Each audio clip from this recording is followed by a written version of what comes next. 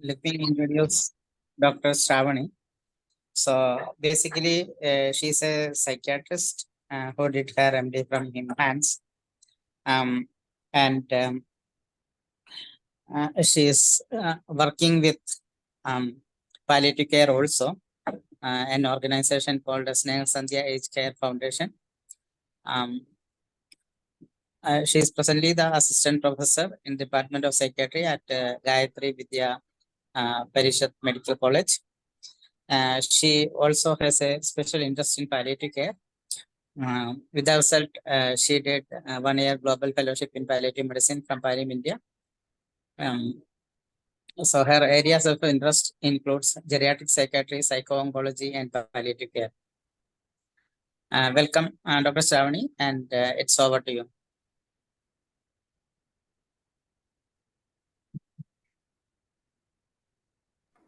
Good evening, sir. Thank you for your warm introduction. So I will like to share my screens. Yeah, you can, madam. Yes.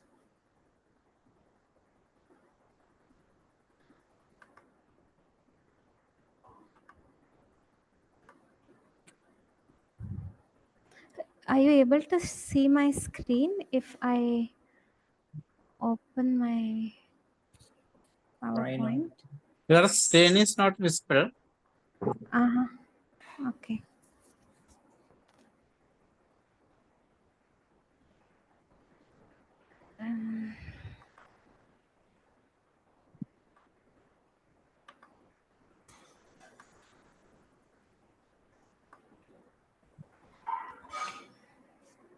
Now, sir? No. No. Okay. I am sharing actually. Yes. First, you please open your PowerPoint. Yeah. Okay, 1 minute. I understood, sir. I have to open the PowerPoint and then I have to share. Yeah. Okay, sir.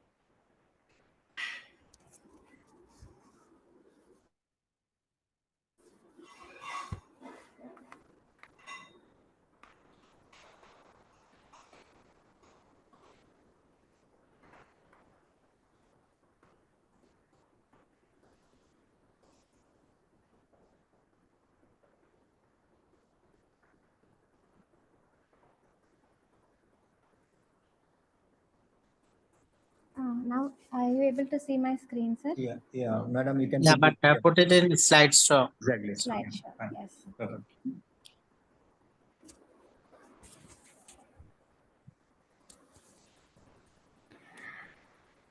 A very good evening to everyone. As sir introduced, I'm a psychiatrist by my background, and I have been working in a hospice setting here since the last 1 year in Visakhapatnam.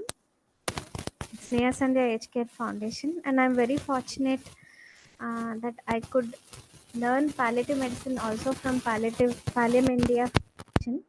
And I'm very grateful that they have invited me to talk about psychiatric symptoms.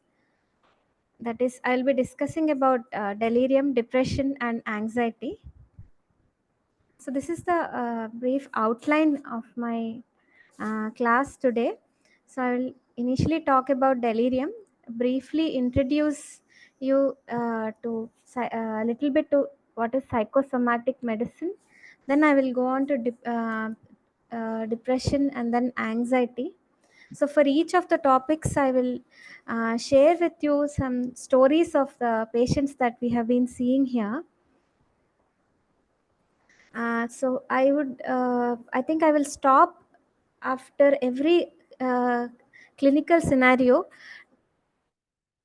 to discuss with you. Like any of you can share if you have been seeing such kind of presentations in your workplace. So the first patient is Mr. Srinivas. He was a 70-year-old male. He had been staying alone for about 2 years after the demise of his wife in a rural area near Vishakhapatnam. He sustained a fall at his residence from his bed and developed fracture of femur. Actually, the fracture was also neglected for about 3 to 4 days. After which, the daughter who stays in the nearby village got to know that he had a fall, and she brought him to our hospital. So we received referral from Department of Orthopedics on his post-operative day 2. So before which he underwent proximal femoral laning under general anesthesia, and on day 2 he was noticed to be very agitated. He was trying to pull away the IV lines and Foley's catheter, and he was trying to get out of the bed. So on examination, so when we examined him, the pulse rate was 94, BP was 130/80. He was having some visual hallucinations.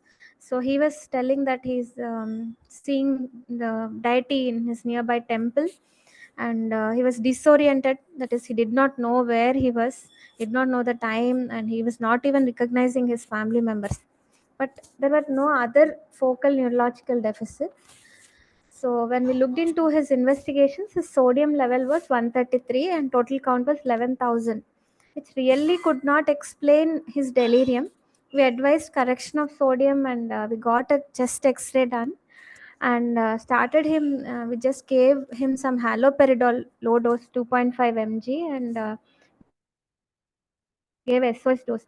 The next day, the delirium was still the same. His persisting chest X-ray was normal, but pain was present. Severe pain was there. And then when we carefully reviewed history to know what was contributing to this delirium, we got to know that he had constipation for the last 5 days. So we advised to increase analgesics and given him syrup Dalcoflex.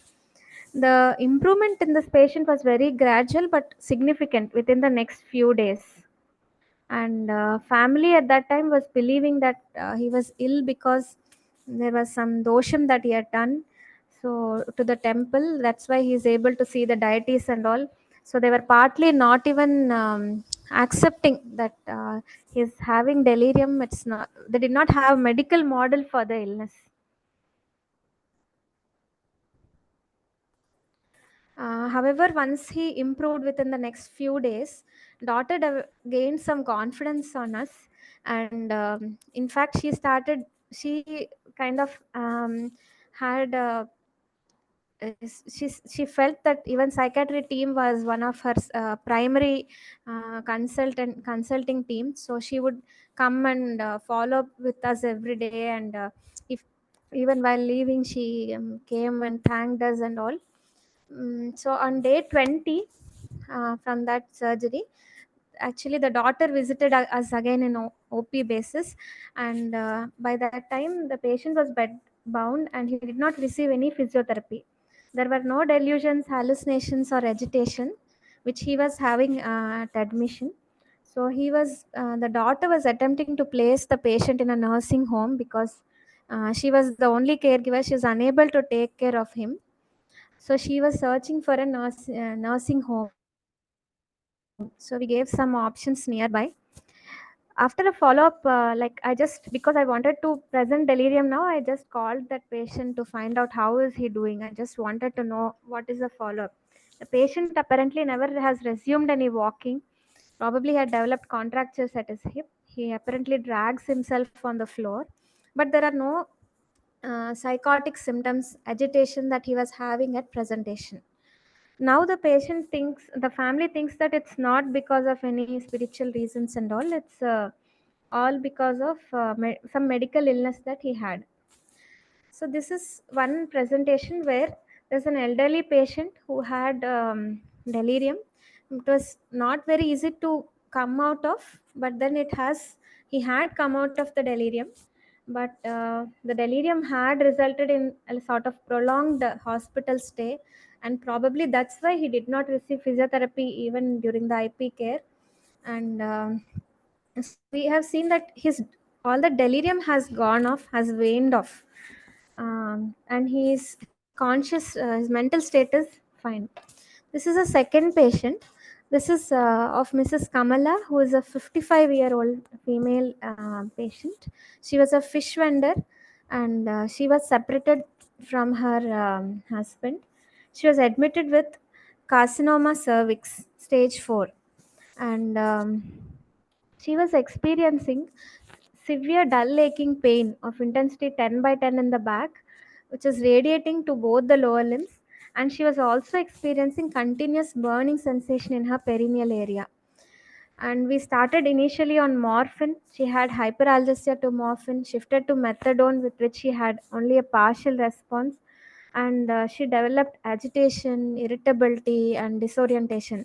She was started on fentanyl infusion, and the pain, it gradually improved with kind of, again, she used to have breakthrough pains. We used to increase fentanyl dose, and then there were periods when she was pain free. Again, the it was not a very smooth course. Though later the pain improved, but Kamala started becoming increasingly bedbound, and she complained of severe fatigue, and her oral intake slowly reduced towards the end, and she was intermittently, she was having agitation and disorientation. She would ask to go home, and she would get out of the bed. Even when she was trying to get out of the bed, she apparently had a fall during such episode, and she developed pain in her shoulder even though there was no fracture. Over the next few days, her pulse volume was gradually become towards, like, this continued, this agitation, disorientation, again pain up and down, continued for 2 to 3 weeks. Then gradually we noticed that her pulse volume was getting feeble, her BP started falling, breathing pattern was changing, her urine output was reducing, and patient was increasingly tired and drowsy. She, after a few days of that, she passed away. And in this patient, delirium persisted for 2 to 3 weeks with no focal etiology other than pain, and towards the end of life, desaturation. So, and other than that, there was no other focal etiology for delirium. So, at this point of time, I would like to discuss if any of you had such patients, and what is your opinion, or what is your observation regarding these patients?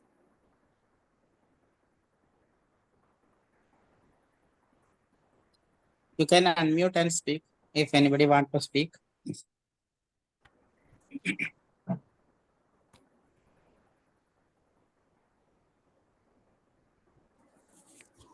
Hello. Ma'am, do Hello. we know if we have what was the sites of metastasis for this? Did she have lung metastasis or bone metastasis? So, this patient had bony metastasis to her spine, but imaging of the brain we had not really done because um, towards the end her PPS was very low, that is her functional status was very low, and there was no other, I mean, we did not think that other than metastasis or mm, uh, no other explaining etiology, nothing like CV, or because we could not see any other focal neurological deficit. Okay. We're not suspecting because the delirium was kind of slow in onset. It was not a rapid onset of delirium. Ma'am, I have a question. I actually did not understand the reason why both these patients developed delirium. Mm. In So response that's to what. fatigue or Mm, mm, mm. So that is what will be the my coming class, lecture will be upon, where we will discuss how multiple causes, or many times we will not be able to pick up one single cause. So I will be talking about.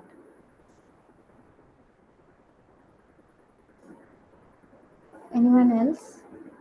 Have you been seeing such kinds of patients? What has been your experience? I'd like to know.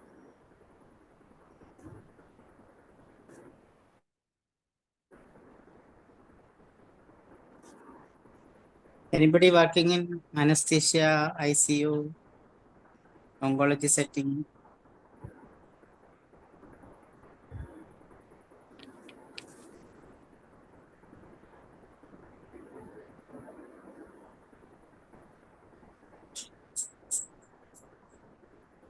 I would Ma'am, I like to have know. seen such Thank you. from such CA cervix with metastasis. If treated a few with bone metastasis or for palliative RT to the local site for local symptoms or for metastatic symptoms, but I have never encountered a patient with delirium, or maybe they may not have reached the hospital for follow up. So, Mm, patient with delirium I have not yet encountered in cases. mm, mm, mm. Uh, Good evening, madam. I'm Dr. Annie. I'm an Good anesthetist. evening. Basically. The thing is that in the first case, the patient was given general anesthesia. Usually, we Mm, prefer to give regional, especially mm, in elderly people with fractured hip, etc. That mm, treats the issue of delirium usually. Then second patient, I don't understand. It could be because of some meds to the brain. Could it be? Or that desaturation which keeps happening, which you were talking about? yes, ma'am. So, yes, we will discuss about this further. So, this is what anyone else would like to share. I mean, would you like to share your experiences, ma'am? How has been your experience with patients in post-operative setting? Usually, post-operative patients in the ICU, we find a lot of patients who have delirium. That most probably is because it's a different environment. Elderly patients, they are not able to cope up with that difference in the environment. That's what we have been looking at. Mm, mm, mm, That's one aspect. Then, mm, as you said, sodium usually fluctuates a lot, electrolyte mm, fluctuations. mm, Those mm, were a few of the issues we were faced with. mm. Good evening, ma'am, and everyone. I'm Dr. Nitish. I work in an oncology setup, and once I have had a very interesting case of postoperative delirium. What probably was a patient of head and neck cancer. Uh, Seen a few cases of postoperative delirium, and usually they are in head and neck cancer patients. So the patient was also tracheostomized. He had a commando surgery for oral buccal mucosa cancer. On post-op day 1, he started writing that he was dead, and he tried pulling out everything, all his cannula and everything, and he wrote that his skin was coming off, and he had taken a new birth.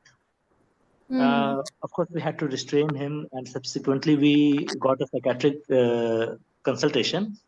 And after sedating him, sorry, not sedating, but the psychiatric consultation suggested us haloperidol for a couple of days, and after which that episode passed, and subsequently the patient recovered uneventfully.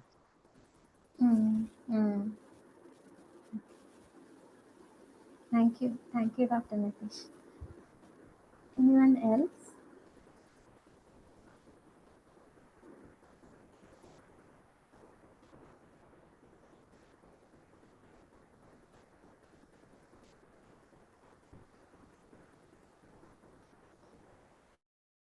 Okay, let me move forward.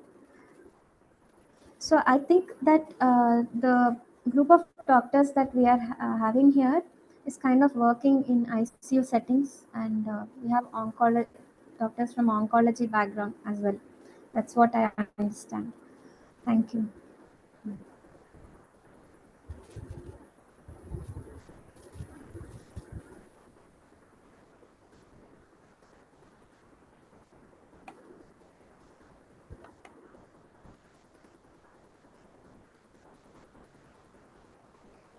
So going on to the epidemiology of delirium in the community, if you see, more than 85, just we go on screen in the community for delirium, we will find that for individuals more than 85 years, around 10% of them have delirium, even in the community setting. And once you see into the inpatient care, around 1/3 of patients develop delirium at some point of time during their inpatient stay. 1/3 of all patients, and the most proportion of, the highest prevalence of delirium is seen in geriatric ward, medicine and orthopedics ward, and around 1/3 of ICU settings. That's what the statistics I find, but I think it would be probably more. And in palliative care setting, the 70 to 80% of patients at some point of time, especially towards the end, that is towards end of life, we find that about 88%, 55 to 88% of patients develop delirium. So towards their end of life. So how do we think about what may have caused delirium in any particular patient? So delirium is classically defined that it is acute in onset. However, there are some delirium which are hyperacute in onset, and certain delirium which is gradual in onset. So hyperacute delirium is seen when patient may have seizures. So whenever patient is suddenly started becoming confused and disoriented, so we need to look for seizures, ongoing seizures. And acute delirium that develops, that is the symptoms start from the first symptom to the peak of the symptoms. It progresses within minutes to hours. In case of infarcts of temporal lobe, sometimes we need to look for CVA when something is very acute in onset. But when the onset is gradual, that is it has progressed from within days to weeks, then most commonly in psychiatry we see substance withdrawal, which is very common. And we see that someone who has history of alcohol dependence may have been taken up for a surgery, and this history may not have been given importance like preoperatively or post-operatively. So we see patients in delirium in post-operative period, and this kind of gradual onset of, within days to weeks is also seen in patients like our Kamala, when they may have metastasis or primary tumors in the brain, or something related to end of life delirium, that is towards the end of life. In patients with terminal terminal stages of cancer and all may develop delirium, and again that is also gradual in onset. And course is generally fluctuating. So within few hours, we see that sometimes our graduates, when they see the patient, and when we go to see the patient, by that time patient may be again talking coherently, or patient may be talking coherently to them, and then suddenly become disoriented when we are there. So they become anxious.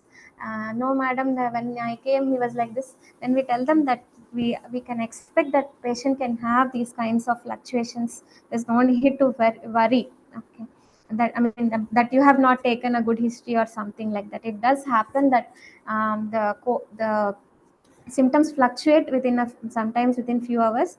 However, it is mostly seen that delirium worsen towards the evening, and the duration also, sometimes it's the delirium kind of rapid improves better, especially related to substance withdrawal and all. Even though they are very agitated and hyperactive for first 2 days, it generally settles off later. But sometimes the delirium is very prolonged, taking weeks to months to recover from.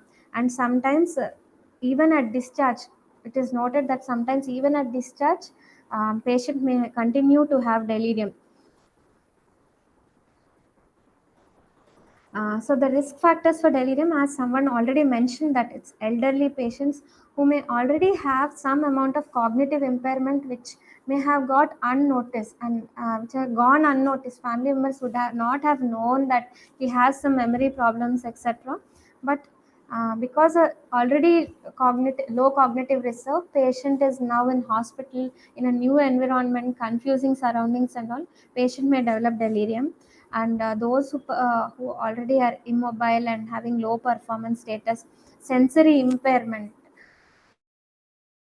very important. Many patients may have visual impairment, but when they come to hospital and all, they may not have brought their spectacles. Very simple reasons, but all of them add to each other and contribute to confusion in these patients. Maybe dehydration, malnutrition, use of certain medications. They may be using medications with anticholinergic properties, maybe some psychiatric medication with anticholinergic properties, and advanced illness, etc.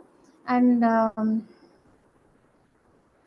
in cancer patients, etiology of delirium may be related to primary malignancy, that is, it may be related to primary tumor, metastatic tumor, or it can be related to paraneoplastic syndrome, etc. Or it may be related to treatment that we are giving. Like, for example, it may be related to steroids, chemotherapy that we are giving, maybe due to opioids or psychiatric medications that patient may be on, maybe due to benzodiazepines, anticholinergic drugs, and alcohol in some patient. And as someone said, probably so it may be desaturation and other respiratory patient may have acquired respiratory infection, or hyperglycemia, then electrolyte imbalances, uh, liver or renal dysfunction, or so what happens is that in patients, like the first patient that we saw, Mr. Srinivas, he did not have one single cause. So if you have seen, it was due to general anesthesia, that probably a prolonged surgery during that prolonged procedure. It may be due to infection, maybe constipation related hyperammonemia, hyponatremia. So what we do is that in such case, we try to find out these small things, and it can be due to pain, untreated pain in that patient. So we most of the times, even though we don't find one single cause which can explain delirium, most of the times we keep finding the small bits and pieces and try to find out, try to make some kind of meaning of the puzzle. It's something like that, finding those small pieces, taking history, etc., very carefully to find what is particularly what is causing delirium. And it is not a very smooth experience in most of the patients. Okay. Then coming to clinical features, like how to identify that whether a person has delirium or not. So if you see, this is kind of I have tried to simplify most of the things into clinically relevant information from neuropsychological aspects in a delirium. So more we are aware of what is our internal thoughts and what exists around us, what is external to us, like that is whatever is surrounding us. So this awareness of our internal and external events is our consciousness. In delirium, person experiences fragmentation of this conscious experience. So there is impairment in several aspects of this experience. That is, patient may have problems in attention, arousal, memory. So these are all various aspects of our conscious experience of our surroundings. So among all those aspects of consciousness, it is impaired attention and awareness that are that is seen in delirium. So to diagnose delirium, we need to have impaired attention and awareness. So attention is the most common impairment in delirium. So what is the attention? Attention is so bedside, it is very easy to identify that person has impaired attention. That is, patient is not able to participate in your conversation even for a short duration of time. And this is more evident in busy settings like probably ward, general ward or ICU, patient is not at all able to attend to what you are asking or attend to your conversation. That is impaired attention. The second aspect is, so attention has several components like focused attention, shifting attention, and sustained attention, which is not particularly relevant for us at this point of time, because at bedside, if patient is not able to attend to you, that is impaired attention. And if you want to actually measure or see it objectively, you can just ask the patient to say the months of the year backwards, and patient will not, if is not able to, that means patient has impaired attention. Second one is awareness, that is impairment of awareness of self and environment. So I don't understand what is happening here. So how do we know that person has impaired awareness or not? That is by disorientation. So we ask the patient, what is the time of the day of the week, what is this month, what is the year, and what is this place, which floor is this, where is this, etc. And we ask to recognize the close family member. Most of the time, disorientation to person is the last one to happen. That is, they lose orientation to time first, then to place, and then to person. If the is not able to recognize family members also, that means it is it's a very severe form of delirium. Okay. And other clinical features that we can see in delirium is impaired memory. That is, they won't be able to have immediate memory. They cannot do digit span forwards and backwards, recent memory, and language disturbances. So how do we know whether person has language disturbance or not? So most of the time, if we ask some open-ended question like, do you have pain? The answer should be either yes or no. So did you have breakfast? It is yes or no. So if we kind of ask these questions, we most likely will miss language disturbance. So asking open-ended questions like, how are you? How is your day? Such kind of things can elicit responses in sentence form from the patient, from which we can identify language disturbances like circumstantiality or other forms of incoherence of speech. So predominantly, if we want to diagnose delirium, there is impaired awareness of surroundings, that is orientation impairment and attention impairment. And we can also use other clinical features, that is memory, that is immediate, recent, and remote memory. Clinically, bedside, you can just ask, what food did you have today morning or yesterday night? So patient is not able to tell, that means patient has impaired recent memory. And language, you can just ask open-ended questions.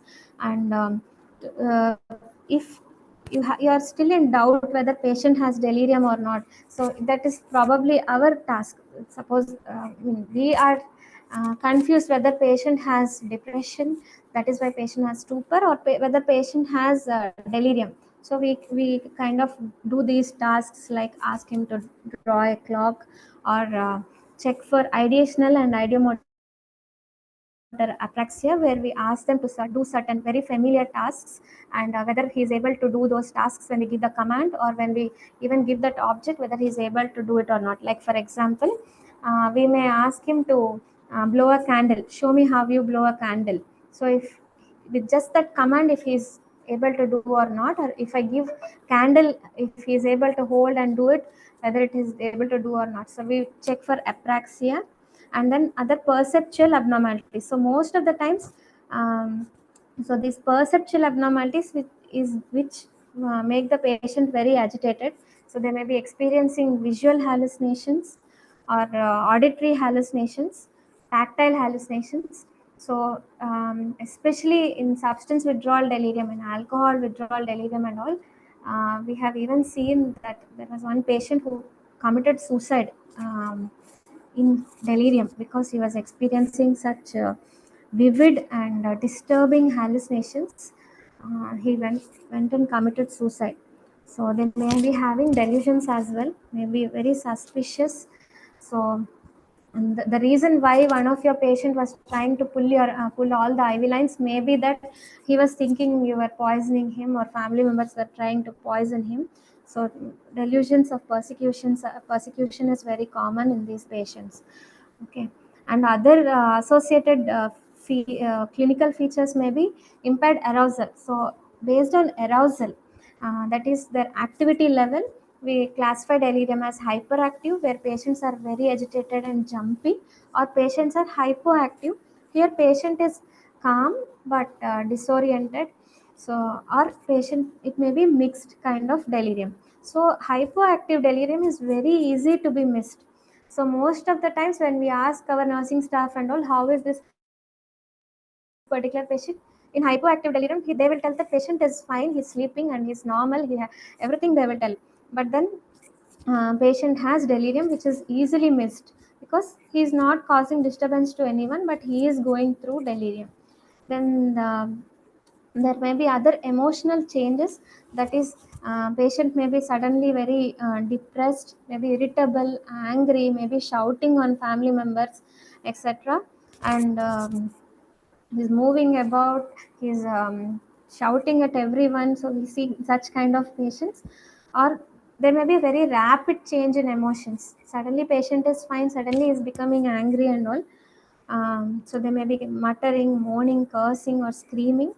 So other changes in delirium is change in sleep wake cycle. So they sleep throughout the day and wake up at night. And and so initially that it starts off as a small daytime drowsiness, later it shifts to complete sleep wake reversal. Okay. So assessment of delirium is, it happens by interviewing patient, family and nurses. So you have to take history from everyone and assessing vital signs, and CNS examination to test all CNS functions, which include extraocular movements, to not miss any kind of lateral, CN6 palsy, postural tremors, to see if person may have had substance withdrawal, hyperthyroidism, gait abnormalities, myoclonus if there is, to suspect any hepatic or renal failure, asterisk is to suspect if any hepatic or renal failure, myoclonus if it probably is due to opioids, and assess for pain, look for non-verbal signs of pain, which may be patient may be cry. So sometimes patient may be not able to tell pain, especially if probably patient has dementia, not able to report pain. So other non-verbal signs of pain may be patient is restless, he is crying, is so facial expression, some grimacing may all be signs of pain. And look for sensory deprivation. And treatment chart, we have to look carefully if there is any change in or modification in doses, some addition of a new drug. So all of these, and see if the patient is having some other box of medications which he has not revealed to anyone, but family members continue to give during admission as well. So we need to look carefully, find out and tease out what may be the cause of delirium in every patient. So generally, in the first line, whenever we get a patient with delirium, the things that we see are complete blood picture, ESR and peripheral smear, and then serum electrolytes, sugars and ketones, urine routine and microscopy, urea, creatinine, bilirubin and chest X-ray. So most of the times with these common reasons of delirium, we find out in this. But in cases where uh, we are not able to find any etiology or the patient is not getting better, then we need to get into the second line of test, that is testing calcium, magnesium, plasma ammonia levels, and ABG. Anyway, in case you are suspecting respiratory failure, you will do in the first level itself, but then urine blood cultures, and then you go on to test for autoimmune pathology. And MRI brain, especially if we have any focal deficits, then we go for MRI brain. And if it is a substance withdrawal delirium, however, alcohol withdrawal delirium, most of the times we ask imaging in the first step itself, because patient may have had falls, subdural hematomas are very common. That's why in the first step itself we ask for imaging. And EEG is rarely done because it's not so easily available. So these are all second line or third line kind of investigations. So prevention of delirium is the key, and most common etiology is multifactorial etiology. And non-pharmacological measures, as most of you know, it is mainly educating the staff and family, orienting them, having a calendar and clock nearby, and correcting any, ask them to bring their spectacles and hearing aids that they may have left at home, and encouraging early mobilization. So as one of you rightly said, so whenever patient is very agitated, maybe having hallucinations and delusions, that's when we give antipsychotics. But we need to look into what is the risk versus benefit for any particular patient. So if the patient is hypoactive delirium, and he's not at all disturbed, no, there is no agitation and all, then we do not give antipsychotics. But if the patient is very agitated, maybe a harm to self and others, that's when we give antipsychotics or dopamine antagonists. So which include haloperidol. We give in very low doses like 0.5, 1 mg, 1.5 mg and all, and risperidone. Generally, most commonly we use haloperidol and quetiapine. So if patient is not willing to take orally, we give haloperidol, and if able to take orally, we give quetiapine 25 to 50 mg. And we usually give doses like BD or TID, but we can repeat if in case patient is not being better after about an hour or so, we can repeat haloperidol or quetiapine. So, but however, the maximum dose that we can go is up to haloperidol 20 mg, risperidone 5 mg, and quetiapine 200 mg per day. That ends delirium. So, I'd like to discuss if you have any other questions.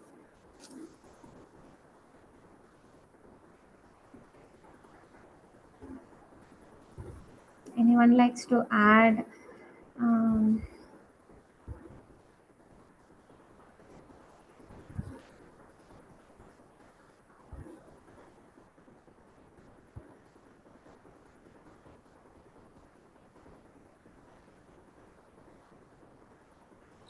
So I would like to add a point Yes, sir.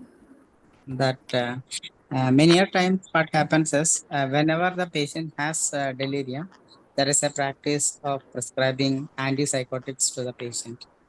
But now there is more and more evidence is coming that the primary management of delirium should be non-pharmacological, and antipsychotics are indicated only in some situations. So what are the situations in which antipsychotics are definitely indicated? Patient produces self-harm or harm to others. Patient having hallucination, delusion, or illusion, and agitated. So these are the groups of patients where we should give antipsychotics. So non-pharmacological management of delirium plays a very important role in the management of delirium. So please keep it in mind. And you might have read about non-pharmacological management in detail from the learning modules.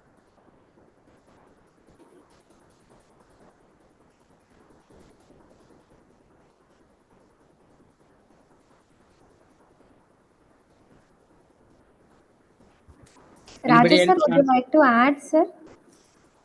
Sorry. Dr. N.S. Raju sir is also here. Sir, would you like to add? Stop it.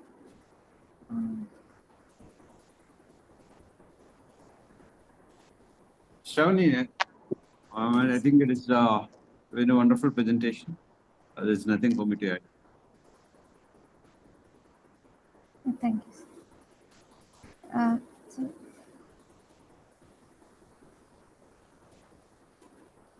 I think we can move on to the next. yeah. There are no questions. So two most commonly missed reasons for delirium, which we find is constipation, and second one is pain.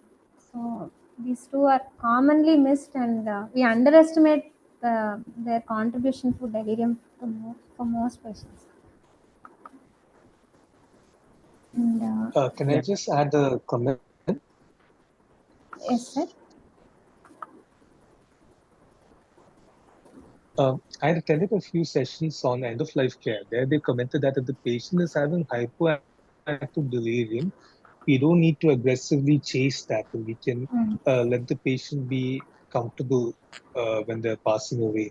If the patient is having hyperactive delirium, that is where we need to aggressively chase and try to control the symptoms. Could you please comment on that? So you're very right, sir. In case patient has, I mean, you can you understand that patient's performance score is already reduced. Patient is disease towards the end of life. Patient is becoming, I mean, he's developing delirium. That is, you have other symptoms and signs as well. That is, patient his vitals are, his BP is falling, his pulse is becoming thready, and he's becoming more drowsy. That's not something that is very sudden in onset, but has developed very gradually. So when we see all these things, then when we understand that it is end of life delirium, it's time when we don't really go after investigations. Sravani, if I'm allowed to Yes. say a few words, many times towards the end of life, particularly when the patient is not conscious, many times many practitioners do not continue the required analgesic doses, particularly when the patient is not complaining. So this unrelieved pain in a patient who is not conscious and who is not able to communicate can be a very strong reason for delirium. We come across this situation very, very often. As soon as the patient stops taking orally, then we need to replace whatever analgesic that is going in some other mode of either parenteral or any other mode of take. But if you ignore that, just because if the patient is not able to take it orally, if you do not immediately substitute it by other means, it can be a potential cause of delirium because of unrelieved pain.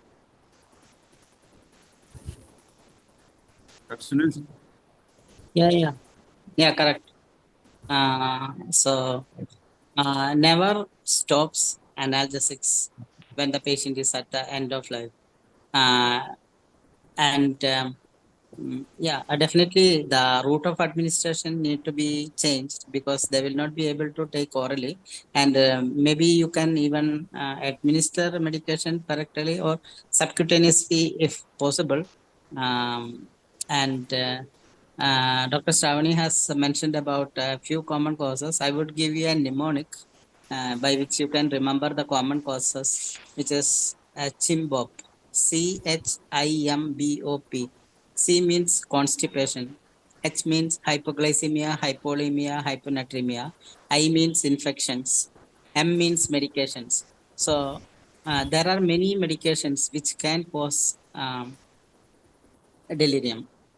So some of the common medications which we use in palliative care are opioids, then medications with anticholinergic property like tricyclic antidepressants, hyoscine butyl bromide, many other medications.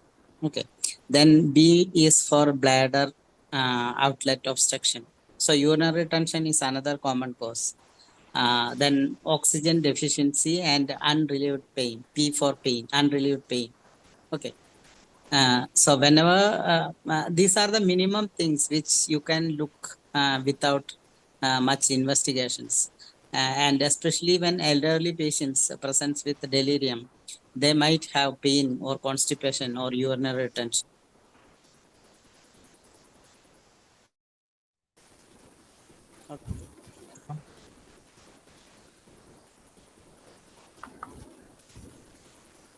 Shall I move on, sir?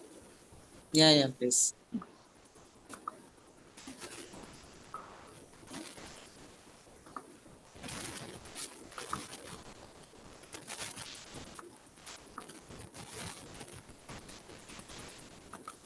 Before I actually go on to speak about depression and anxiety, I have a few slides to understand the other aspect of medicine. That is, if you see other systems of medicine like Ayurveda, or whether you see homeopathy or any other alternative system of medicine, you do not have a separation between mental health and physical health. So you see the patient as a whole, and patient is having symptoms, but it is not a, you do not have so much diversity or division in disciplines in any other way of understanding patients or any other field of medicine. Only allopathy, here we divide psychiatry, or we, most of the times, even before I was into psychiatry, we tend to think that patient has psychiatric symptoms means I do not have anything to do with him, or his totally different, he is to be seen by someone else, okay, something like that. But even across civilizations, mental health and well-being has always been a part of physical health. Mental health and physical health were always given importance. Like, for example, if you see yoga, it mentions chitta vritti nirodha. That means it focuses on ways to stabilize mind, and so it shows how physical body can be integrated with mind. Indeed, mental health and physical health are very closely related to each other. So, our physical, emotional, and social factors, they cause and influence medical disorders, and it is vice versa also. This relationship is very dynamic between each other. This is called biopsychosocial model of illness, and and understanding or formulating a patient's symptoms in this way helps to achieve an integrated diagnosis and management. So, how do mind and body influence each other? I have a few slides on this. I was just trying to prepare slides for depression and anxiety, but these are the slides that I was teaching to my undergraduates. I thought that a little bit of that also helps to understand depression and anxiety better. So that's why I've added them. So homeostasis means we all maintain our body pH, oxygen, and body temperature, isn't it? So there are mechanisms to always sustain them at the same pH, same oxygen levels or temperature. But when there is some extreme circumstance like sleep deprivation, some isolation, hunger, extreme temperature fluctuations, there is a balance. There is a tip off of this balance, and so stress means there is a this state of threatened homeostasis, and so therefore there is some allostasis that has happened either due to some psychosocial adversity or because of physical illness. And because of this tip off of this homeostasis within our body, there are a lot of endocrine and neuronal changes that happen, which in turn lead to behavioral disorders like anxiety, depression, etc. So something like a major life event, death of someone, or a separation, divorce, etc., experience of repeated trauma or stressors in environment, they can all influence our physiological responses within our body. And there is also something called perceived stress that happens between this stressor and physiological changes within our body, altered physiological response within our body, that is perceived stress. That means how I perceive these life events or how I perceive these stressors in the environment. So that perceived stress is influenced by both, like for example, how I perceive some major life event that happened to me is determined by my genetics, how I'm brought up, etc., and how I have learned through my course of my like last say 35 years, how I have been dealing with various issues, various difficulties, or various positive events, that all determine how I have my body alterations whenever I experience some life event or some major illness. Okay, so that will influence whether all these will together influence whether I can adapt myself or whether I will have some illness. Okay, so many medical illnesses are very closely related to mental health. For example, bronchial asthma. So it is known that stressors in the psychosocial stressors can influence or precipitate asthma, precipitate an attack of MI, and there are some structural changes that happen in the heart when there is a loss of loved one. So this is something called Takotsubo cardiomyopathy.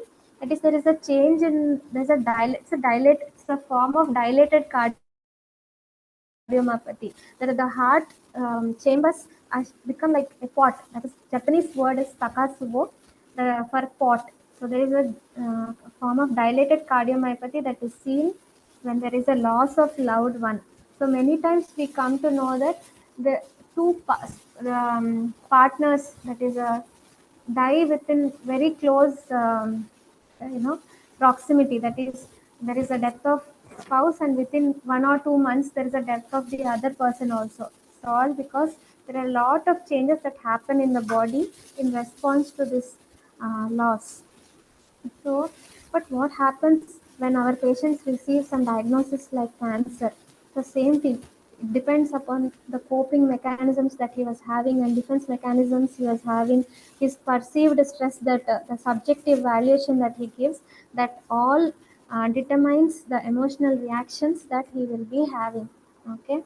So the most important coping factor, why a person will not go on to develop psychiatric illness, what we can do as doctors when we are seeing these patients, when we are diagnosing someone with some diseases like cancer, etc. The most important thing to prevent them from going into this altered homeostasis or allostasis and then development of psychiatric disorders is a sense of coherence, that is understanding what is happening to him, a sense of manageability, some sense of meaningfulness in his illness through his life.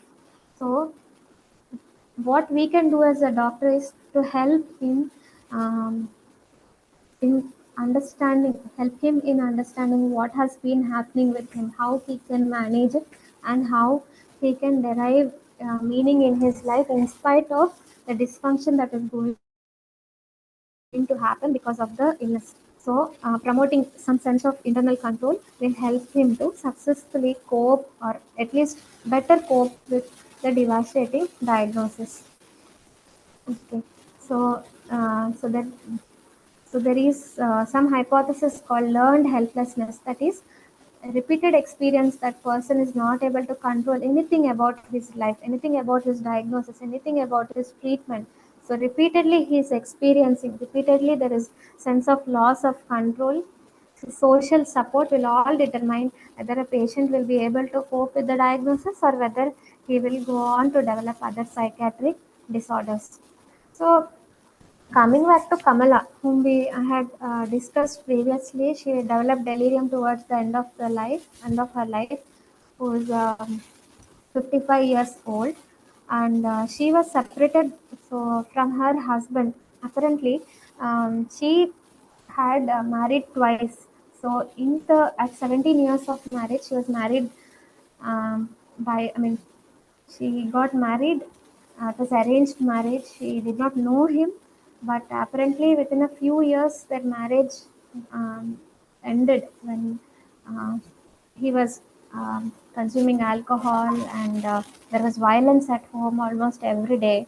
So she left him, and apparently the child was brought up by her only, and but she got married within a few years of the end of the first marriage. She remarried, and then even in the second, unfortunately, even in the second marriage, after 10 years, she again got separated when she got to know that the person had an extramarital affair. So this marriage was where she actually loved and fell in love with him. She thought she'll get a better life, but then this also ended when she got to know that he has an extramarital affair.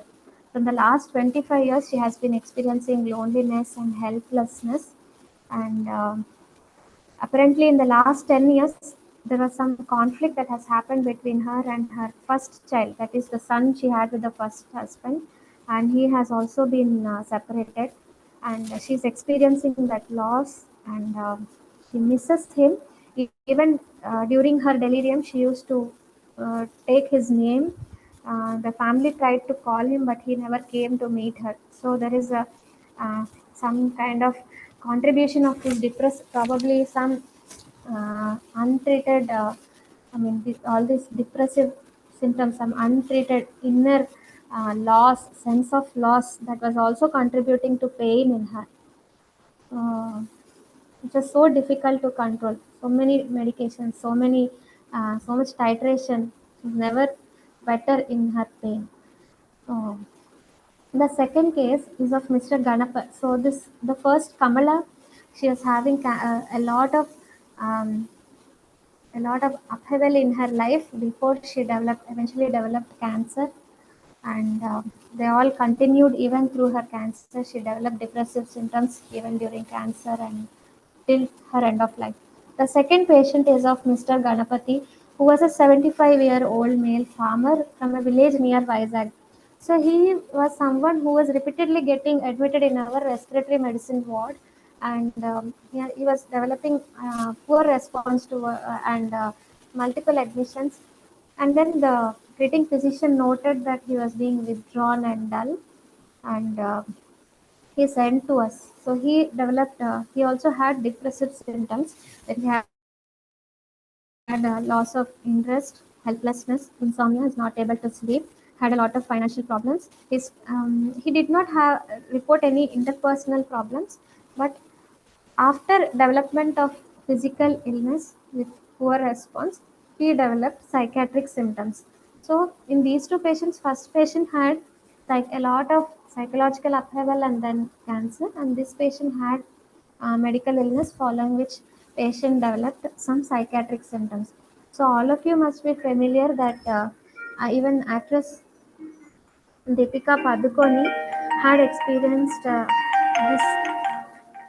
this she was experiencing, she was going through depressive episode. She even needed IP care, and following that episode, she uh, felt that this illness was so much, it lacks awareness, stigmatized. People do not want to discuss about their symptoms, and they do not even take help. However, it is so much treatable. So she started an NGO called Live, Laugh and Love. So it aims to improve awareness and fight stigma against mental illness. So depression is a very common and it's a treatable psychiatric disorder, and in lifetime, about 10 to 15% of us experience depression, and even according to our NMHS statistics also, even in India, 5% of us experience major depression almost every year. 5% of us experience depression, and WHO states that unipolar depression is a leading cause of disability, and in cancer patients, 25% of them go through major depressive disorder or adjustment disorder of depressive type. If you see the epidemiology of depression, it's more common in women, and it's more common in urban areas more than rural areas. And average age of, probably due to underreporting. It's no more. It is not really related to whether it is urban or rural. I always tell my students that psychiatric illness is like mosquito. It is the second best social. It is the second best social person than mosquito. That means mosquito doesn't know whether it will bite a rich person or a poor person. Similarly, mental illness will affect everyone, but it's probably underreporting that it is not seen in rural areas. But urban areas have their own complexities too. It is predisposed people to loneliness, and probably excessive use of gadgets and other technology like maybe Insta, Facebook. We do see that in our clinics, Many people commit so much complex areas of relationships and depressive symptoms after using all those things. And some social risk factors like being unmarried, divorced, separated, experiencing loneliness like our patient Kamala, staying in a nuclear family are all risk factors for depression. In patients with cancer, it is related to severity of symptoms, pain, awareness of illness, that is the diagnosis, and suicidal ideas are much more higher around the time of diagnosis, so they need more support at that time. And in this depression can in turn affect the progression of cancer. It's associated with faster progression and poorer survival in cancer patients. So it is very important to identify and treat depression. So there may be risk factors or contributing factors to depression, maybe biological risk factors like underlying stroke within like small vascular abnormalities, pain, then metabolic abnormalities like hypothyroidism, hyperthyroidism, deficiency of vitamins, abnormal electrolytes, cachexia, paraneoplastic syndrome, which these may all mimic or these may all cause depressive symptoms as well. So I will tell you how paraneoplastic syndromes or cancer can itself cause depressive symptoms, tumors within the brain, Parkinsonism, dementia.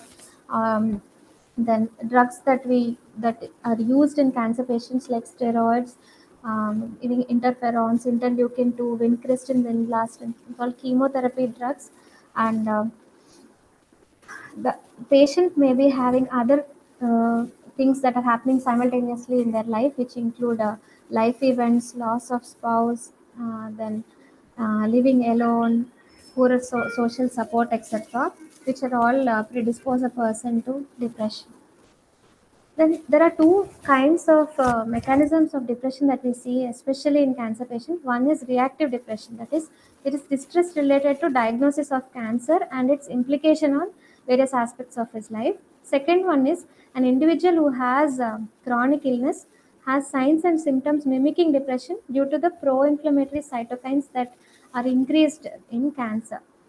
So, making the diagnosis of depression is clinical. It is clinical diagnosis. So, and it is diagnosed based on mood.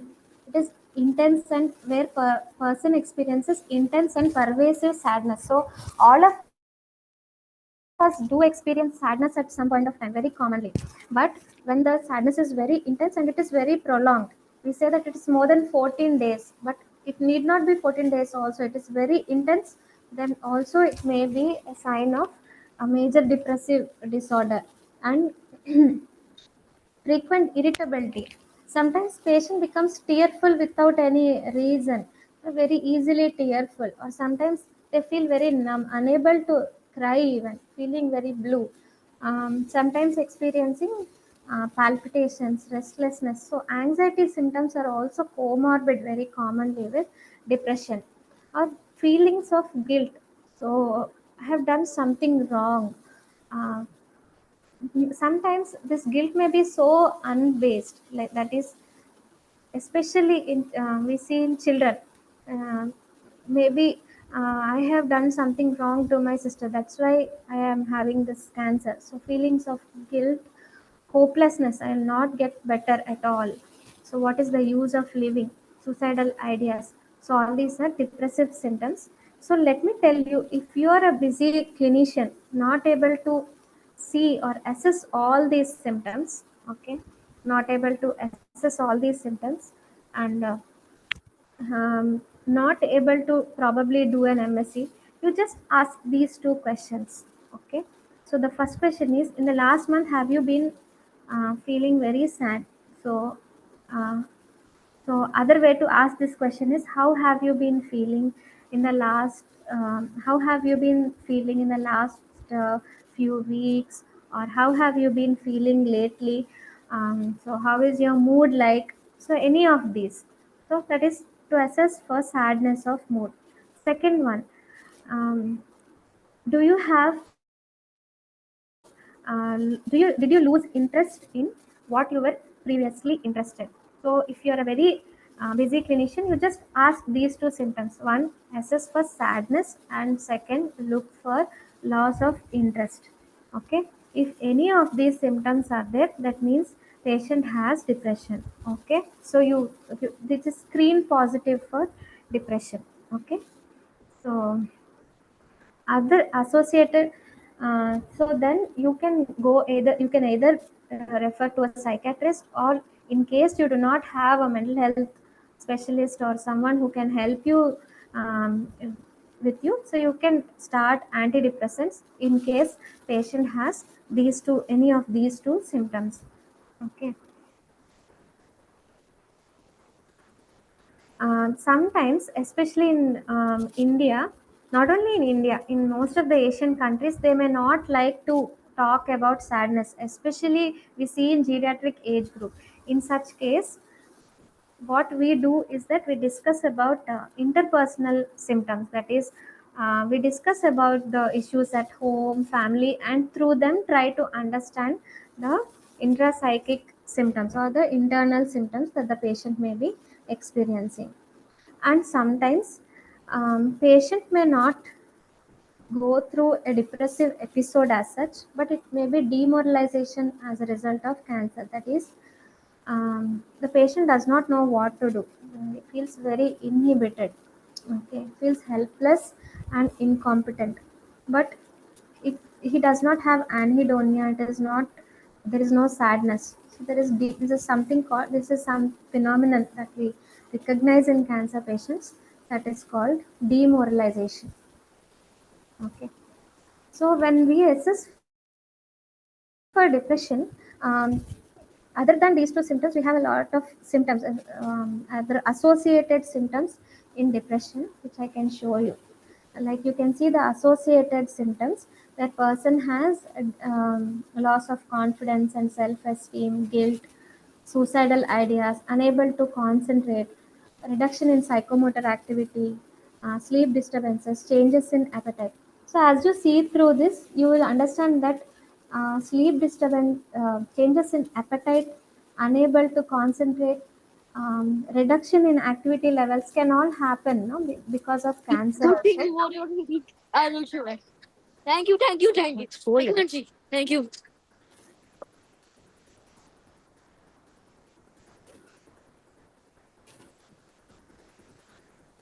Sorry, somebody has unmuted.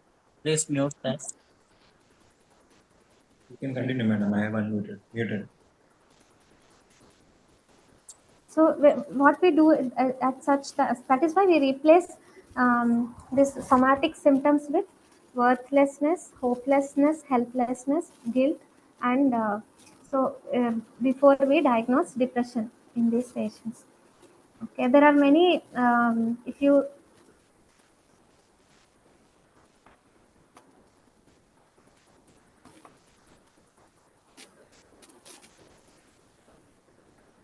So there are arguments for and removing these vegetative symptoms, but it is for us at this point of time, it is just important to know that in case you are confused whether this is because of depression or whether because of somatic symptoms, then you can use these symptoms as well: worthlessness, guilt, hopelessness, and helplessness. Please put it in slideshow, Sravani. Slideshow, yes. Yes. So again, in cancer also, there are many risk factors that is associated with specific types of cancer, like for example, oropharyngeal cancer and other head and neck cancers, which are especially associated with bleeding and disfigurement, and pancreatic cancer associated with severe pain, and breast malignancy again related to disfigurement, stigma, etc., which can all be risk factors, and these are all red flags that you have to see.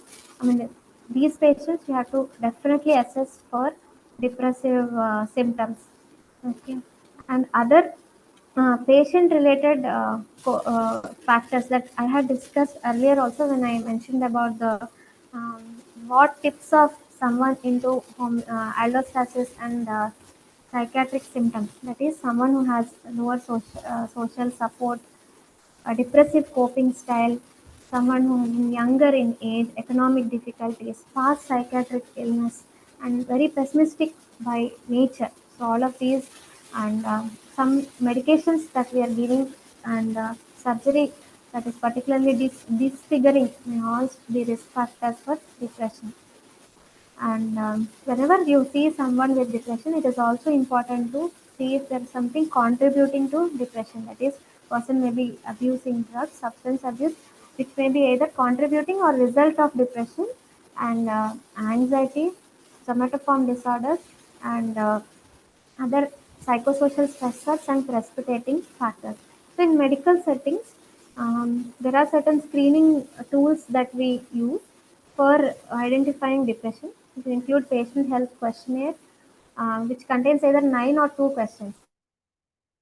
So then PHQ-2 is the screening which I mentioned earlier, and other scales can be hospital anxiety depression scale, Beck's depression inventory in primary care, not the main Beck's depression inventory, brief symptom inventory. All these you can use in medical settings. And then when you screen positive in any of these scales, you can go for assessing the severity of depression. And laboratory investigations, which investigations most common, we look for the most common contributing factors, that is hypothyroidism, anemia, and vitamin B12. So in case vitamin B12 you are not able to get in your setting, you can ask for peripheral smear. So what are the differential diagnosis for depression? So many times patient may not have all the criteria or fit into major depressive disorder. They may be having subsyndromal anxiety and depressive symptoms. Once a person adapts to it, the symptoms improve. So it's called adjustment disorder. Or there may be grief. There is no symptoms like anhedonia, and the symptoms are not very severe.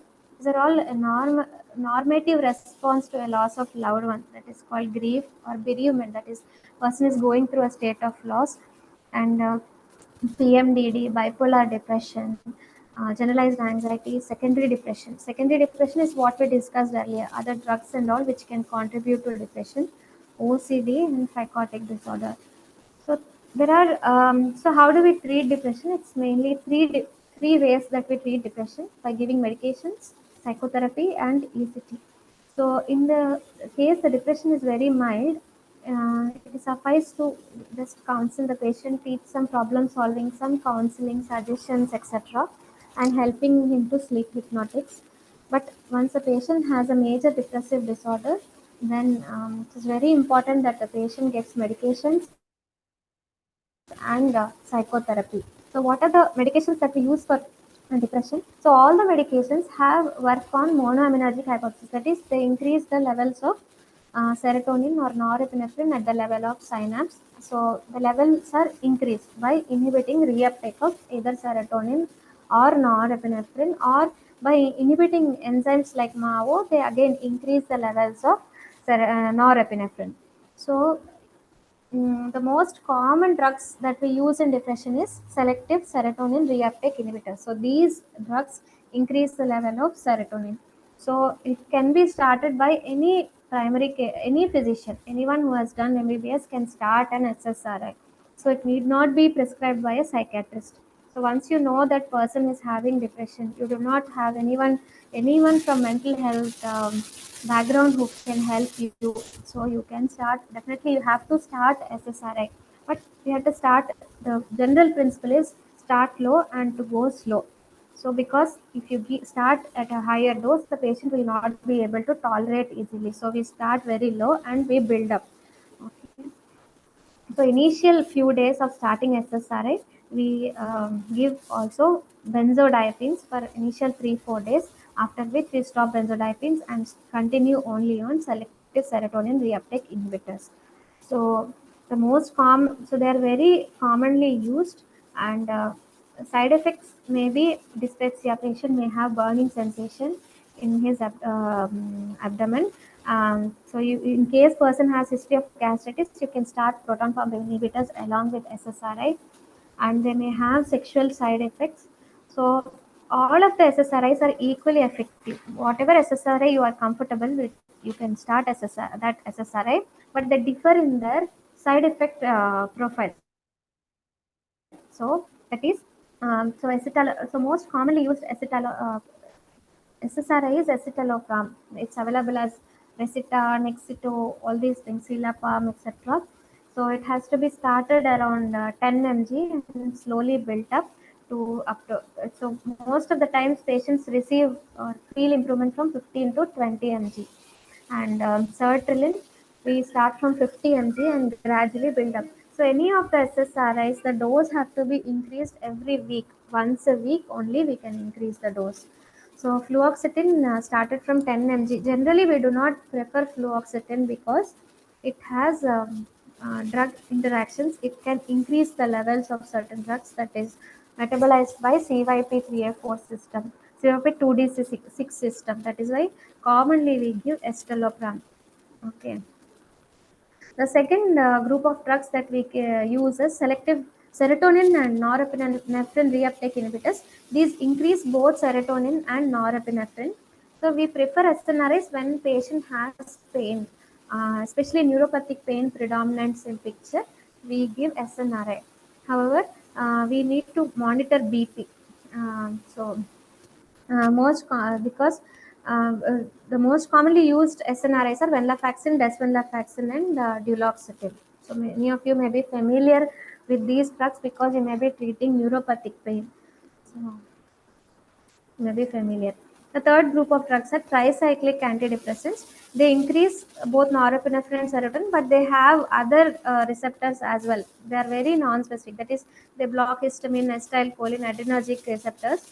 So many of we use these side effects as well because they block histamine, they cause sedation. So if patient has insomnia, we start tricyclic antidepressants. We make use of those side effects as well.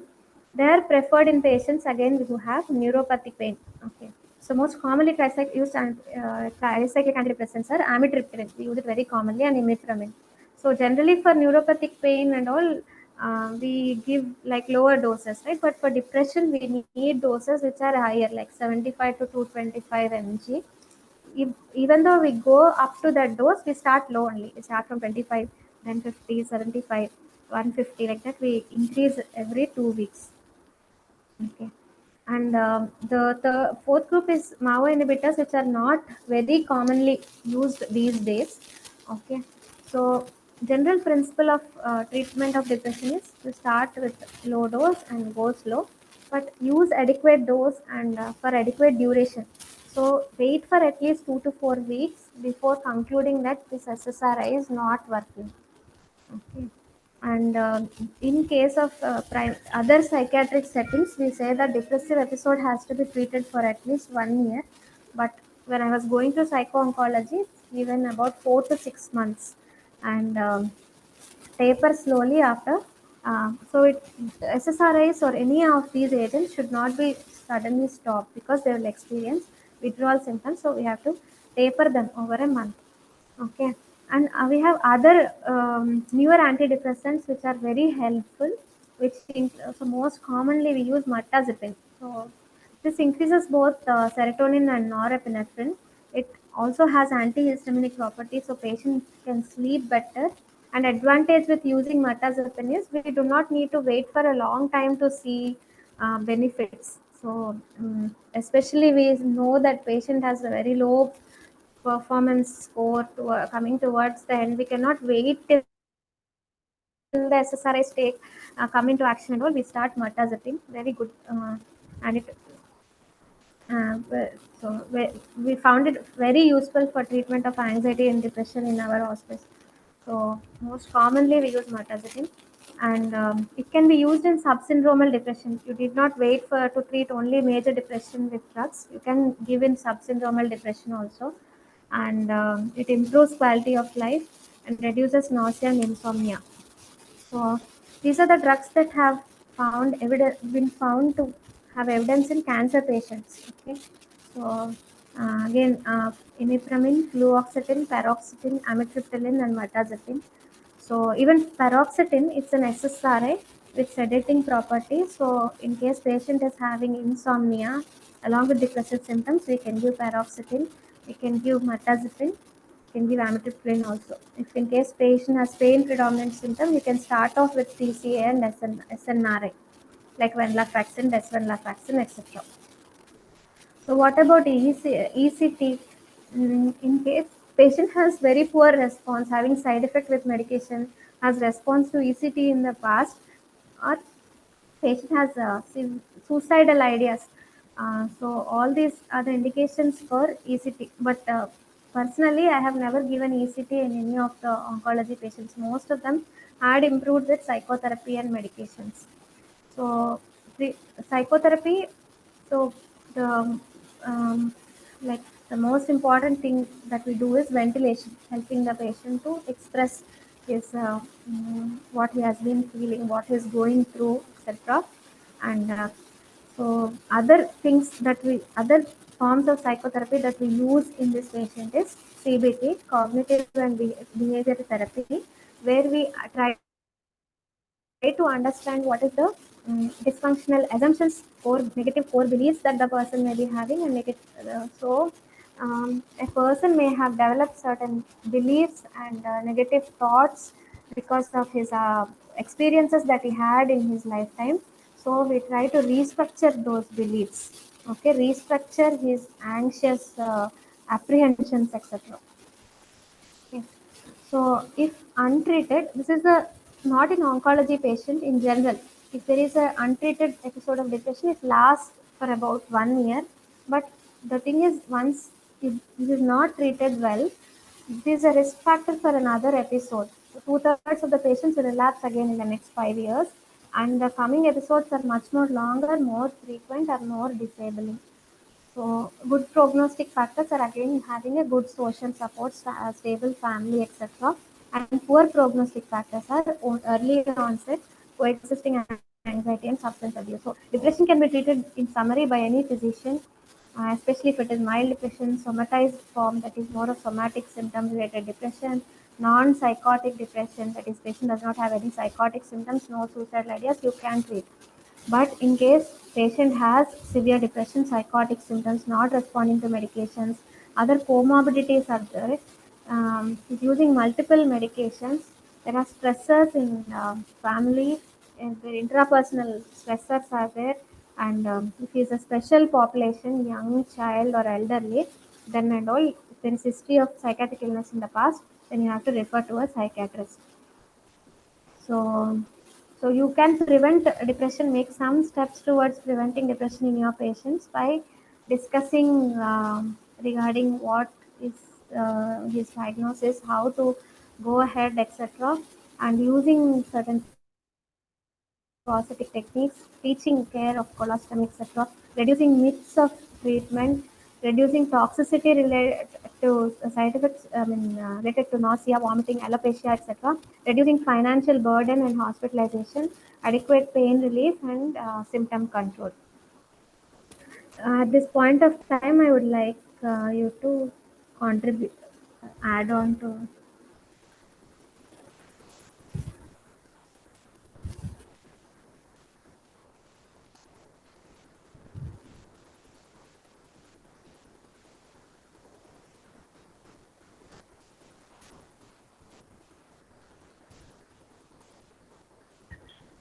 Would anyone like to add?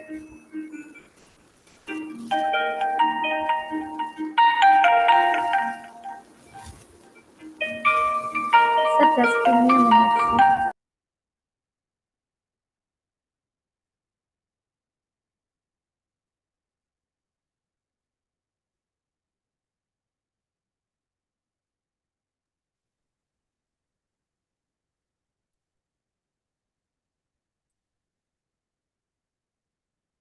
Anybody want to comment or any doubts or your experience?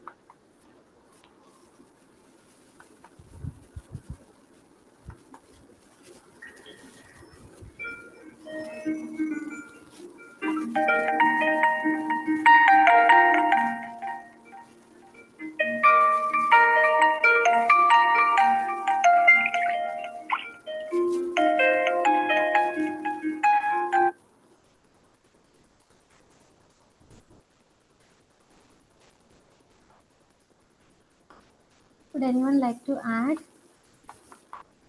or ask any questions? So I just reinforce that you can ask just two questions. That is, that person is experiencing low mood and loss of interest in previously pleasurable activities. So these are the two things that you can ask to screen, and you can start on SSRIs and SNRI and TCA. So I'll just reinforce that, and then we go on to the other part. That is, I'll discuss a few more stories of our patients.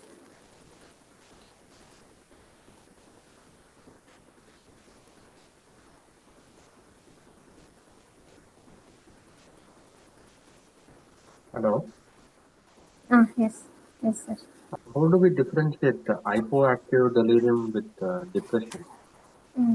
So at this point of time, so if the person is hypoactive delirium, patient is not oriented to time, place, and person. So it also looks like depression because the person is having low activity levels. Patient is not talking to anyone, so looks like depression. However, patient will be oriented to surroundings or able to recognize family members, able to know the time, etc. And so other this depressive so though it looks like depression, it is not depression. Thank you for the question. Ma'am, I wanted to ask actually, we had some patients with head and neck cancer, especially those who had advanced disease with disfiguration over the face. Like they've had disease that is eating away the buccal mucosa, the mastoid bone, or sometimes even the maxilla is totally exposed, the teeth are falling off. A few of those patients have few of my patients have gone on to commit suicide. So for those sort of patients, it is more their self-image, their inability to go out, interact socially, and all that is causing issues. So for them, like, any suggestions would you have? So most of the times in such patients, what we do is that we try to reduce the size of the dressing on the face and all as small as possible, and then we try to reassure them that they are in a hospital, so they will, even if they move out in the, I mean, we encourage them to go out, and then we tell them that there are people with similar vulnerabilities, so I need a lot of reassurance that less likely to be judged and all those things. So we also had similar um, problems in our ward where we are having patients with oral cancer. They are not at all willing to go out because they feel a lot of stigma that everyone looks at them. So it's more of counseling and support that these patients require. But definitely identifying any depressive disorder, major depressive disorder, and adequately treating with antidepressants.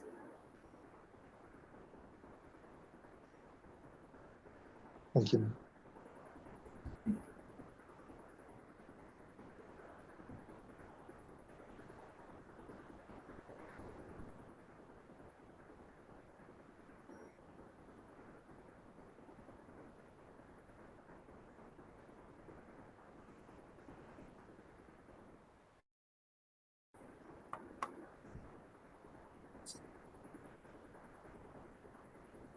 Sir, would you like to add? Sunil sir, would you like to add?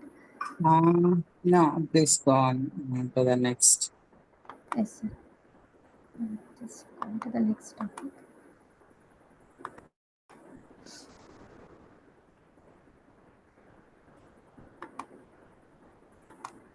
So this is the story of Mrs. Savitri. She was a 50-year-old female.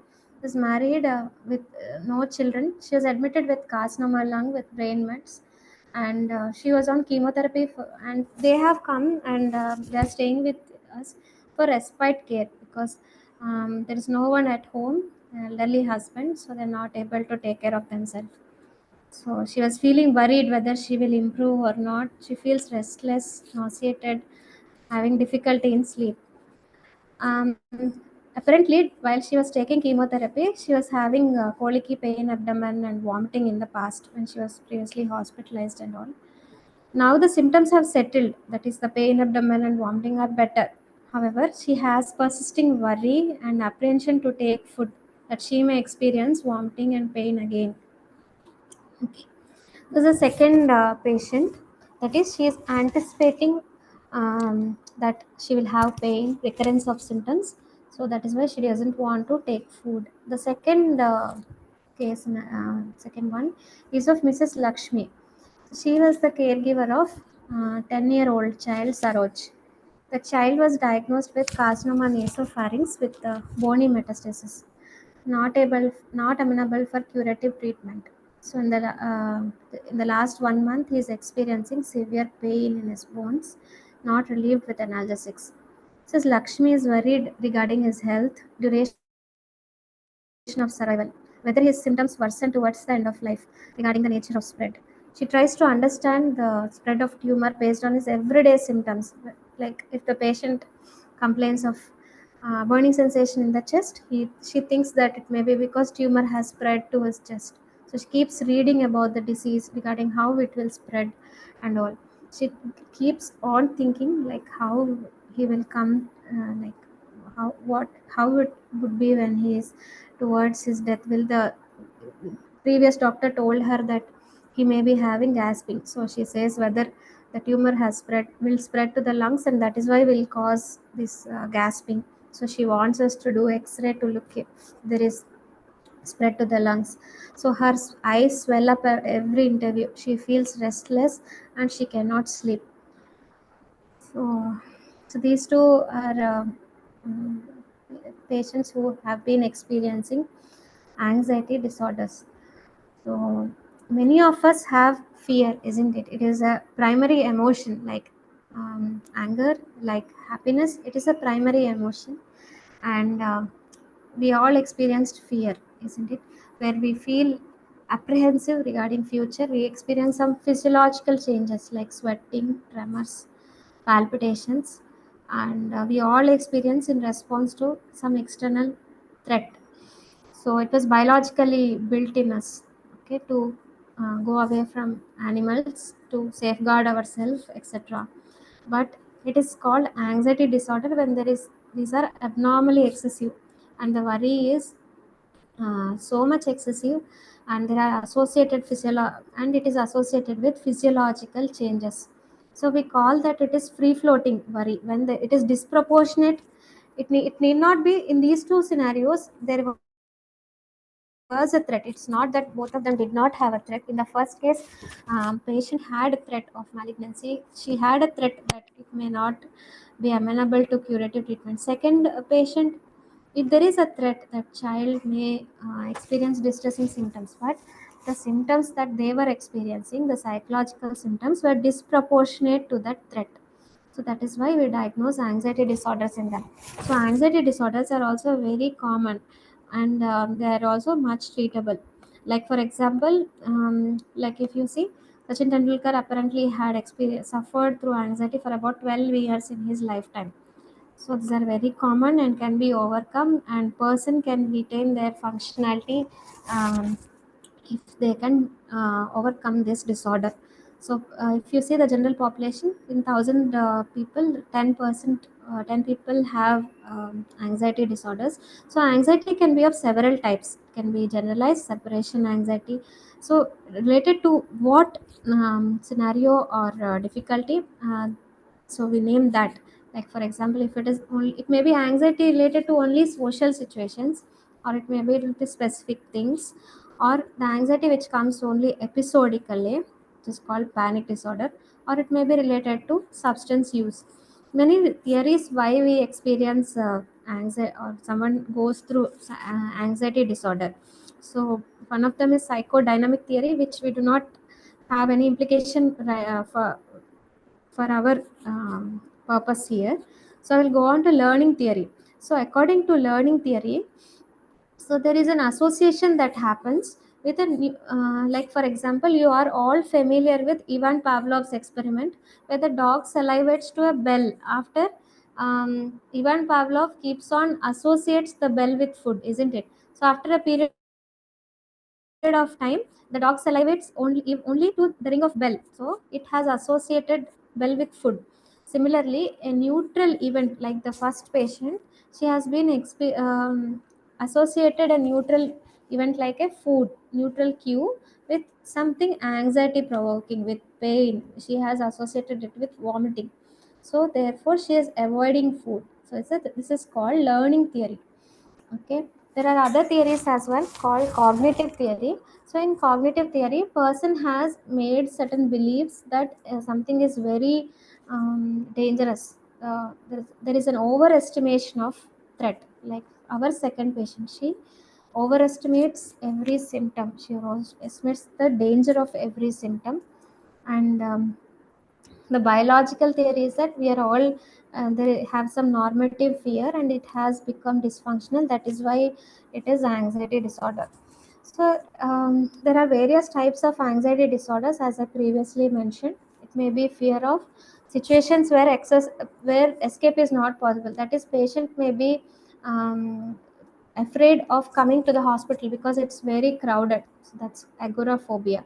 And or patient may not be willing to take the lift in the hospital because it is closed space. She feels she cannot escape from there. So such kinds of anxiety is called agoraphobia. And the second one is panic attack. That is, patients experience unexpected symptoms of, the patient is fine till now, suddenly patient started having intense anxiety associated with sweating, shaking, tremors, unable to breathe, feels numb, sense of impending doom. So the patient, if the next time, even when the patient is not having this attack, is afraid that it may happen again. So avoid any situation that may again happen, and she feels vulnerable to go into any other situation where that again that episode may happen. The third one is social anxiety. As I said, it's related to social situations or specific phobias. So generalized anxiety disorder is they have free floating, there is no threat, person continuously feels anxious of events surrounding or in future, and it is continuous. They feel very so there are three components in anxiety disorder. One is related to thoughts, worries about future or present. Second one is motoric tension. Patients feel very restless, unable to relax. Because of the spasm in the muscles, they experience headache, tension headache, tremors. They may have tremors, they cannot relax, etc. So one is related to thoughts, the second one is related to motor activity, and third one is having autonomic symptoms like sweating, tachycardia, tachypnea, some discomfort in the abdomen, dryness of mouth, etc. So in cancer patients, we see anticipatory nausea and vomiting like our first patient during, before, or following chemotherapy. And so treatment for this includes counseling, adequate control of the vomiting itself can help, and gradual desensitization, and using low dose benzodiazepines for a short duration of time. And the second type of anxiety in cancer is fear of cancer recurrence. So in those who survive from cancer, after termination of chemo and radiation, still feels that he can have progression of the disease. So they may interpret any bodily symptom or distress as a sign of recurrence. So what are the principle of treatment of anxiety? Evaluate the primary cause. First of all, whether it is depression or it's a anxiety disorder in itself, or it's an association with depression. So once you identify anxiety disorder, treatment of choice is again SSRI, same thing that we learned earlier. Selective serotonin reuptake inhibitors are again the treatment of choice here also.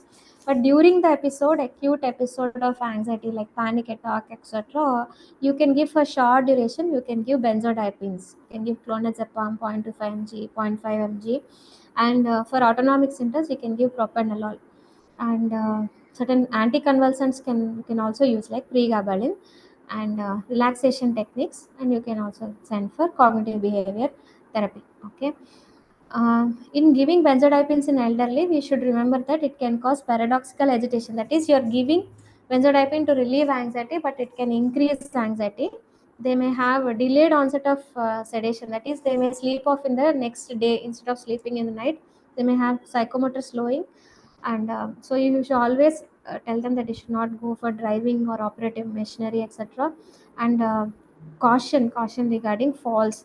So someone should assist them in case you are prescribing benzodiazepines whenever patient has to go to the washrooms, etc. in the night. So that ends the presentation. Thank you all so much for your patient listening.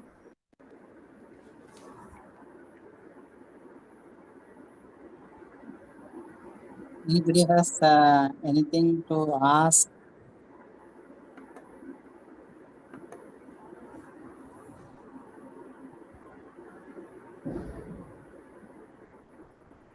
So in case your patient has anxiety disorder, again you can prescribe SSRI and benzodiazepines for a short duration along with SSRI. Later you will stop the benzodiazepine and continue only the SSRI.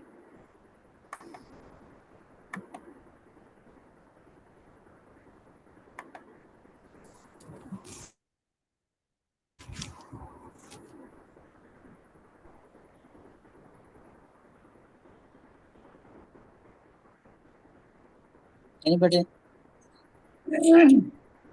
Hello. Hello, ma'am. Ma'am, we had a Hello. patient. He was a young male, about a 30-year-old case of CA tongue post-op, and he was receiving adjuvant chemo radiation. So this patient had a history of quetiapine for the last 10 years. The history was not disclosed earlier, but during simulation and treatment, he had some increased episodes of anxiety. So that is when we got to know from the family members that he was on psychiatric medications, which he stopped on his own. So when we tried to discuss this with the patient, he was in denial and he did not want to see a psychiatrist again. And since he was compliant to the treatment, we sort of observed only and just gave him some counseling and kept in observation. So, what should we do in such cases where the patient is in denial and does not wish to take any psychiatric medications? See, as per what you said, patient had psychiatric illness in the past, and Yes, in the past, yes. yes. So, could you get any history from the family members regarding why was the psychiatric medication started?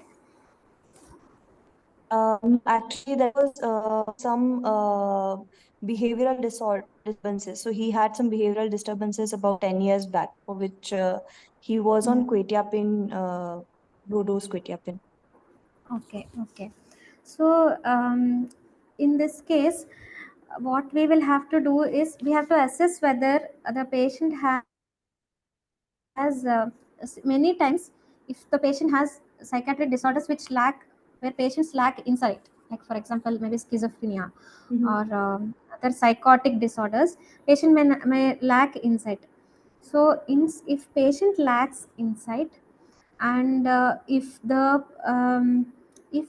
he is being he's not taking care of self, he is not taking cancer related medications, he's refusing them because of having delusions that you may be trying to harm him and all, in that case we need to collect the history of family members, then we need to take psychiatrist opinion. Okay. But in case there is no other there is everything else has remitted, there is no psychiatric symptoms as of now, he has capacity, he is doing fine, then as of now you can continue those medications, there is no problem.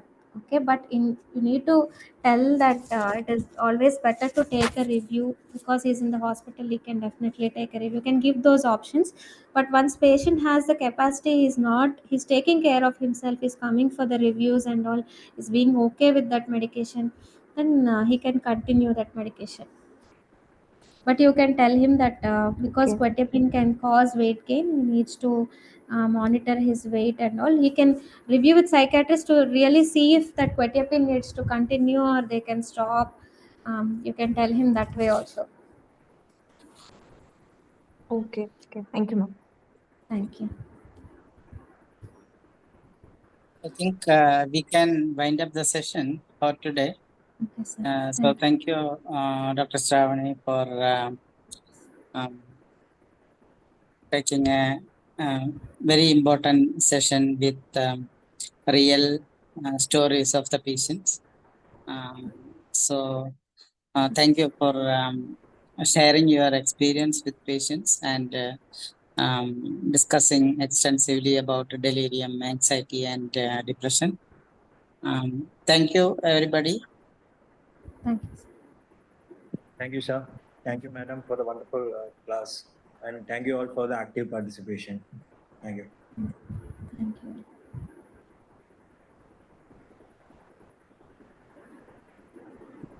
Thank you, Sravani. Thank you, Very sir. nice and learning opportunity. Thank you. Thank you, sir.